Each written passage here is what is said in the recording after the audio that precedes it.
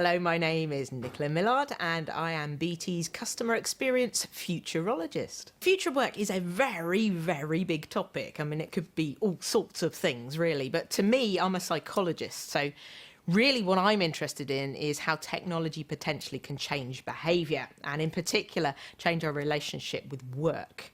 So for example, a lot of the technology is there to change the way that we work. We've become much more untethered, for example, so we don't necessarily need to be in an office anymore. And yet we still often do turn up to the office and sit in the same old desk.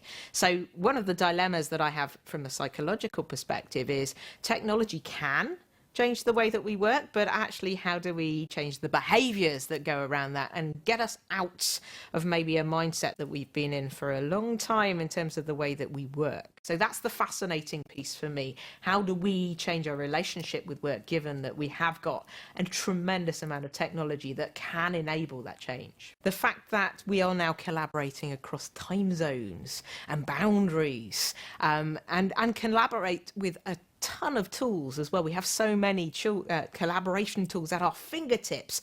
The danger is we have too many and that then starts to fragment. The trends that we're tracking at the moment, I guess there are four. If this was Sesame Street, it would be coming to you by the letter D, because the four trends are the death of Dolly, the death of Dilbert, the death of Dr. No, and the death of distance. So the death of Dolly, that's all about the fact that 9 to 5 is now broken. So we potentially can work in multiple time zones. We have devices that are always on and always on us. But then the question is, work-life blurring, work-life balance, is that healthy? What is productive? The death of Dilbert is about the dynamic of the office, the fact that we are using offices as social spaces, collaborating in a very different way, that Dilbert's cubicle is not necessarily the best place to be when you're in an office because the likelihood is you're in the office to socialise about work rather than necessarily do concentrated work.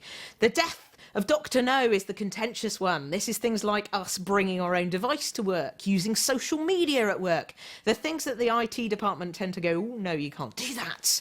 And then some of us do anyway, which is the IT department's worst nightmare. So actually saying no might not be an option anymore. You might have to say yes, but bound that yes and make sure that that yes is secure.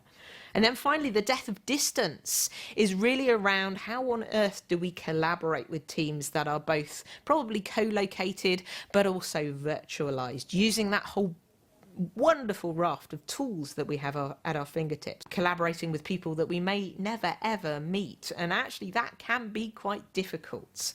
So how do we bring technologies together, rich technologies like video and audio, maybe slightly poorer technologies like email, collaboration tools, how do we bring those together and provide people with a common ground to collaborate?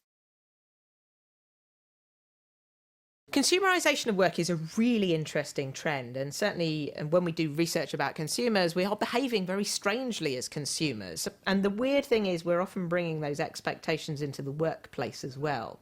So notably, we probably have slightly better technology at home than we do at work, which is why we're seeing that trend towards bring your own device to work or bring your own apps to work, simply because we found something that works for us and we love it and it helps us to do our job and we want to come in and we want to use it. And then things like social media, that's something that we use as consumers. Video is something that we use as consumers. And also the other thing is that we expect stuff to be easy as consumers as well.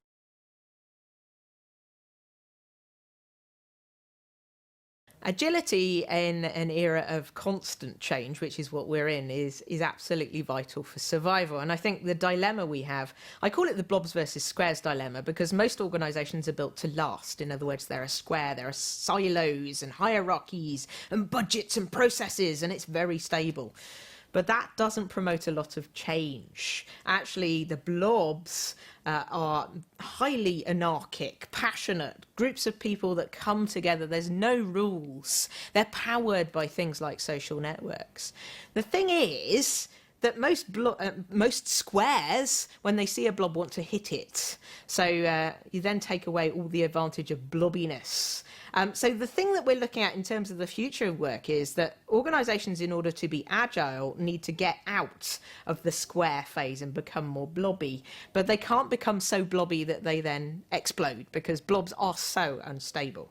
So how do we kind of introduce a set of order in the square, but then on top of that, get a bit of blobbiness into the business, some agility, some anarchy, and a lot of the tools that then fuel people to connect together without necessarily going through silos and boundaries. So we all need a little bit more blobbiness in our lives, I think.